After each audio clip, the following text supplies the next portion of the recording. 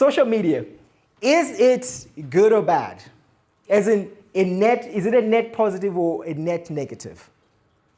Net negative. Net negative? Anyone else? Depends how you use it. Depends how you use it. Any takers? Net?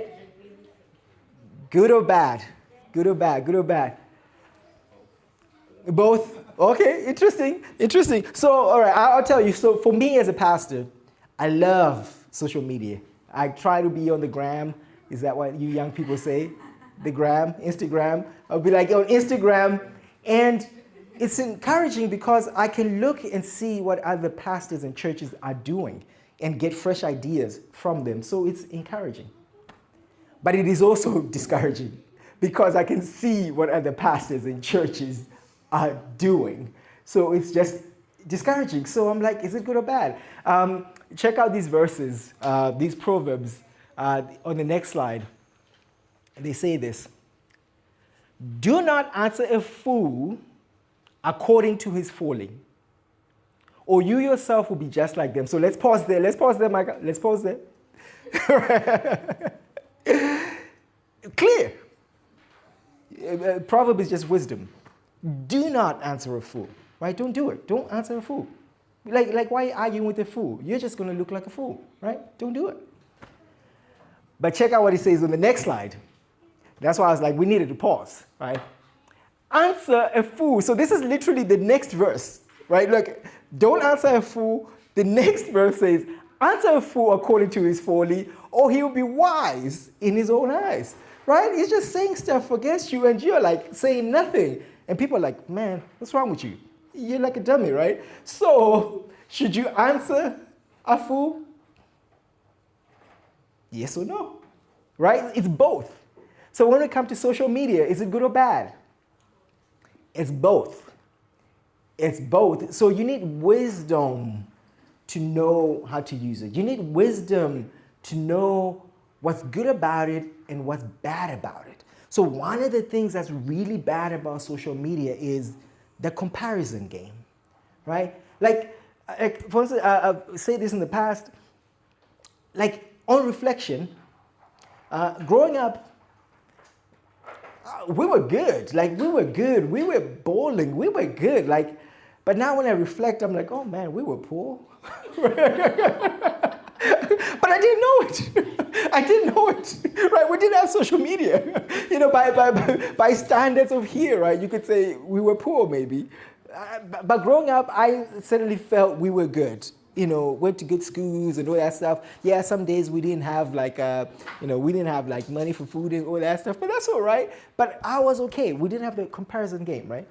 But I think for us now, we're living at a time where social media is exacerbating the comparison game.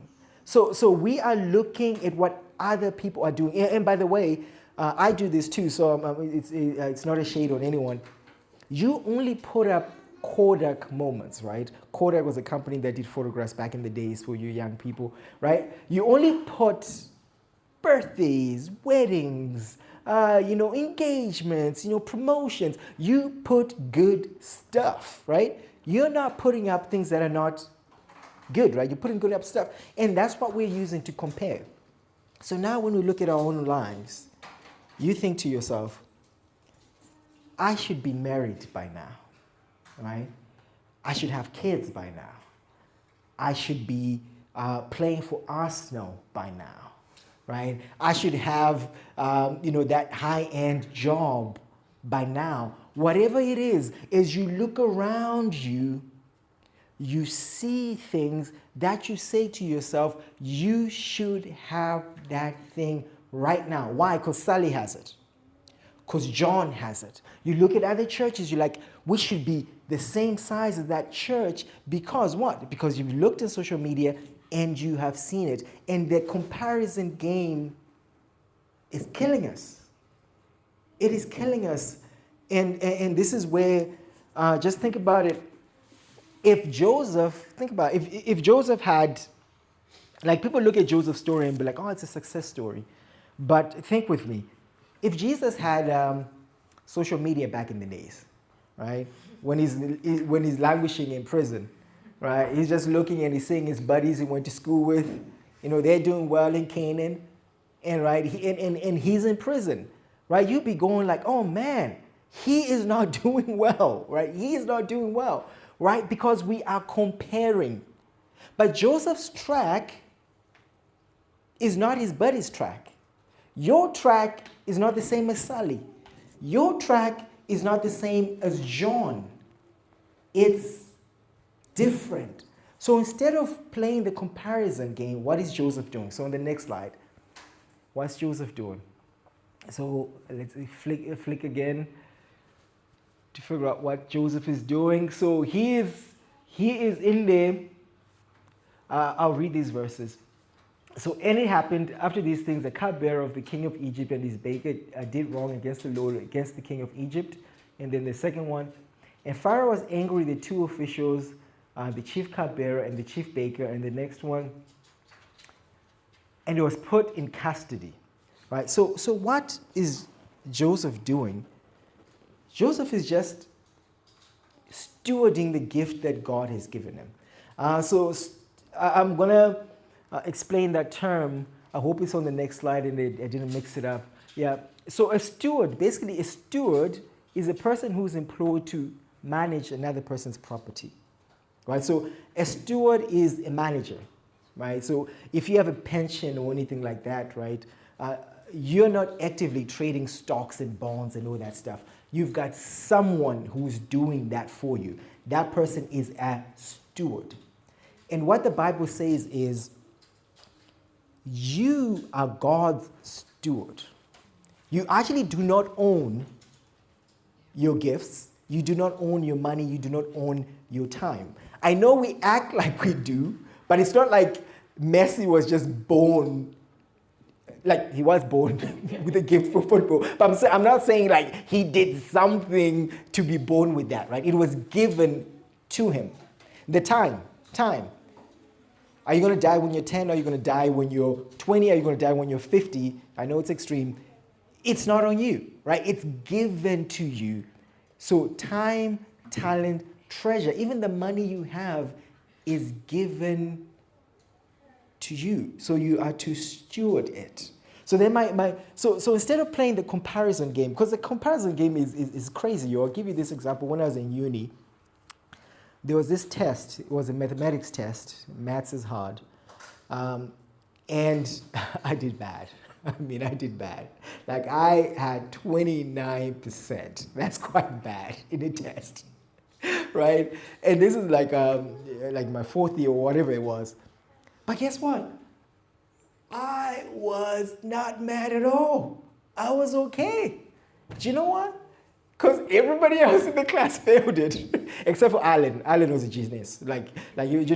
Think Sheldon Cooper, that was Alan. Alan passed it, but everyone else failed, and I was okay with it because I'm playing the comparison game. Isn't that sad? Like, I should be distraught that I'm failing the test, but because everyone else is failing, I'm okay with it. Instead, I should be stewarding what God has put in my hand. So on the next slide, I'm going to be asking you, okay, maybe we're not going to go there yet. But the thing is, God has given stuff in your hand. What are you doing with it? Like, are you fixating on what other people have? Are you fixating on the future and actually not stewarding what God has given you? Actually not being faithful with what is in your hand. So for instance, maybe your God-given dream is to be married at some point, right? That's the dream God has put in you. And all you think about is, I want to be married, this Sally is married, I want to be this, I want to be this, I want to be this. But in the meantime, what are you doing? What are you doing? Are you taking your friends out for coffee? Are you mingling with people? Are you actually paying for some of these meals so that you learn to be selfless, thinking of other people? You want to have children. Rather than focusing on, I don't have kids, I don't have kids, I don't have kids. What are you doing now? Do you volunteer in kids' church? There are kids there. do you child mind for your friends? They need, I'm taking some babysitters if anybody wants, right? They need help with some child minding. But you get what I'm saying? Like, it's like you want this thing here, but right now you're not stewarding the thing. What makes you think that when you get there in 10 or 20 years' time, that you'll be happy there if you cannot do it now? You want a fancy office in the corner. But in the current job, that's not your dream job. Yes, you don't like it. Yes, you're coming late. You're not reliable. How are you going to get from here to there?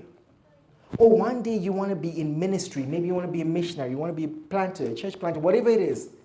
But right now, you cannot even send somebody a Bible text. You cannot mentor something. It's like, what's in your hand right now? Are you stewarding what's in your hand? Tony, I'll need your help now. So I'm gonna show you how this is important, because I want us to think through Joseph's story, right? So stewarding what's in your hand. All right, thank you.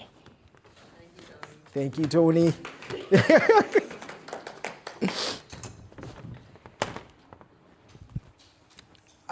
I'm going to think of Joseph's story, and first one I'm going to opportunities.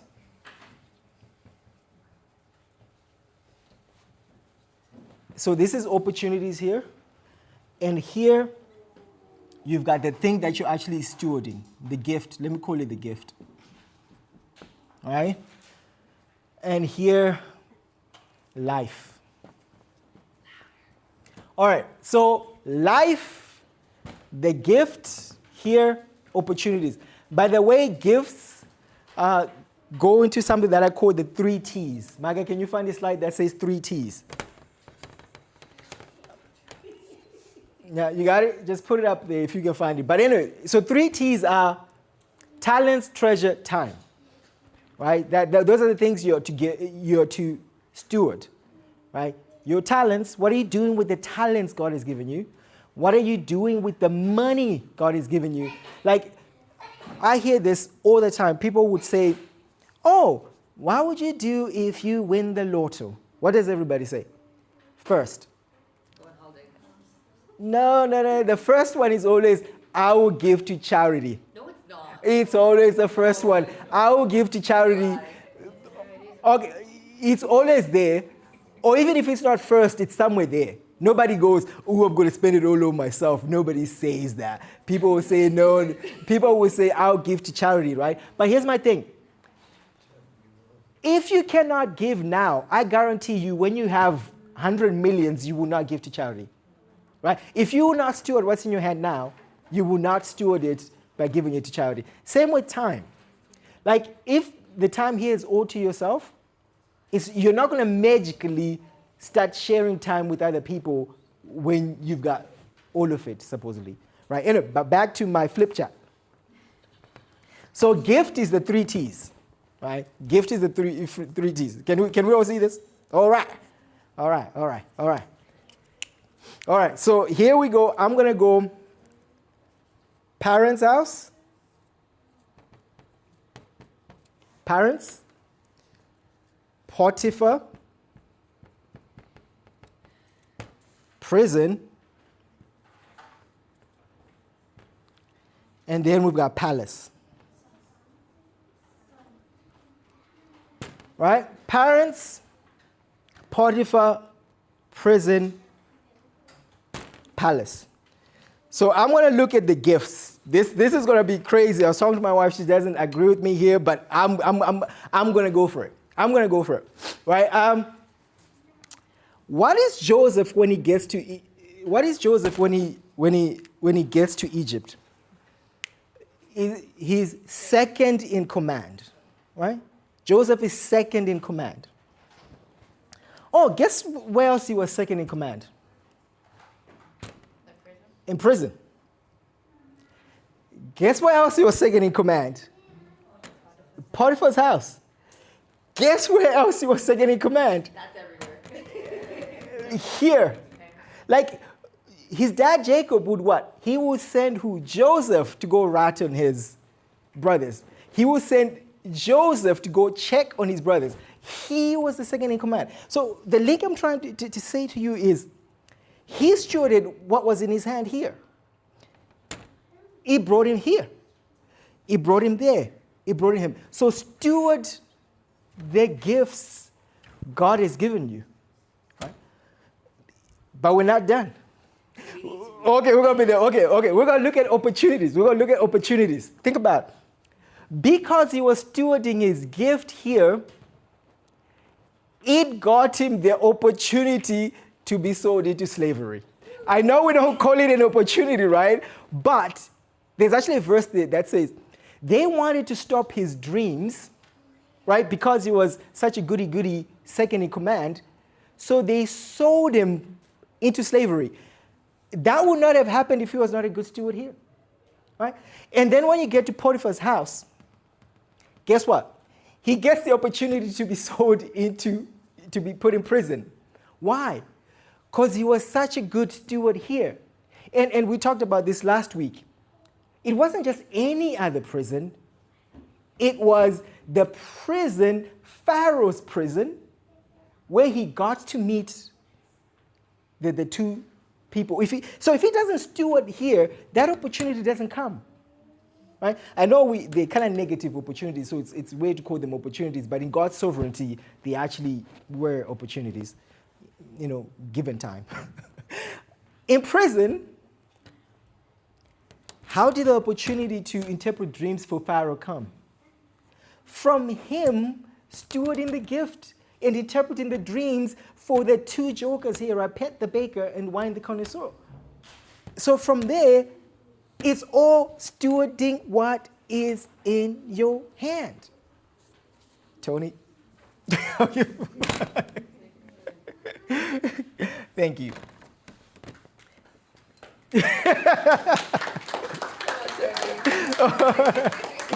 All right. So guys, so here's the thing. This is the main point here. I can't hear the main point. Here, this is the main point. Oh, sorry. Oh, sorry, I didn't have my mic. I thought I was loud enough, sorry. Okay. Stewardship is what prepared Joseph, right? And provided the opportunities. So Joseph, we meet as a 17-year-old, could not have been the person who was going to save Egypt and rescue all the people, including his brothers, the people from Canaan. Like at the end of this story, it's a spoiler alert, at the end of this story, God's going to say, Joseph himself is going to say, all this happened so that many people could be saved. But it could not happen, it could not have happened if Joseph was not a good steward at each and every level. So for you guys, what is in your hand? Can you steward it well? Do not despise things of small beginnings. So right now you're in a job maybe you do not like. You're doing things that you do not like, but at that stage, steward it well. I'll just finish with this story. Believe it or not, my daughter doesn't believe me, but believe it or not, I'm an introvert. Shocker horror. I am. I am. People scare me. People, they really do. They really do. You should see me on Sundays. I'll preach like this, and then I'll go home and I'll be on my own for 5 hours. Because I'm an introvert, right? I'm an introvert, so I know myself. But when I started working after college, I was in this job. I was an underwriter in this job. And they would send me out to conferences to meet people. These were things that were outside my comfort zone. Like the schmoozing and the networking and all that stuff. Like you would fly out somewhere and then you have to meet people and try and be charming and all that kind of stuff. Oh man, that stuff it would knock me out. But But I decided to steward it well. Like I mean, a thought did cross my mind. I was like, I can just kind of go to these conferences and just stay in my hotel room. Like, I mean, who knows? It's like, this is a conference. There's going to be many people. Like, no one's going to know I was just in my hotel rooms. But I went and I did the schmoozing. I did the networking. I met people. I was outside my comfort zone. But I stewarded the gifts that God had given me, the stage that God had given me. But now that I'm in ministry, guys, there's a lot of conferences. Like, there's a lot of people to meet. It is exactly the same stuff that I was doing 10, 15 years ago. But you see, God was preparing me then for now. In that period of delay, you shouldn't complain about the forgotten season, because for Joseph it was tough. It was 22 years, right? It was 17 when God put a dream in him. It was 30 by the time he became second in command. But his brothers only came 9 years later, so it was 22 years of waiting. But just steward the gift that God has given you. Micah, just one more slide. I don't know if you can find it from Messi. Say something like 17 years. I love this quote from our little magician, as a football magician, Messi. It says this: "It took me 17 years and 14 days to become an overnight success." Like when Messi came out, people are like, "Oh, wow, overnight success. Where's this guy come from?" And Messi's like, yo, guys, I had a waiting period. I had a period that none of you saw. That's where I got made. And actually, many characters have. Like, think about Jesus. Literally, Jesus, he kind of bursts on the scene when he's 30. Right? He's got like forgotten years that you do not hear. What about Moses? He kind of bursts on the scene when he's 80? Right? Like, they're forgotten years. They're like wilderness years where you just have to steward what's in your hand. And just kind of to finish on this one, why is it a lot of people, when they win the lotto, are broke within 5 to 10 years? It's because they never had the waiting period, right? They never had that season where they had to steward what is in their hand and grow in character, right? The character to grow, to be able to handle the money. So when the money just comes overnight, you got 20 million. You don't know what to do with it. Joseph would not have known what to do if he had not left Canaan. So guys, steward what's in your hand.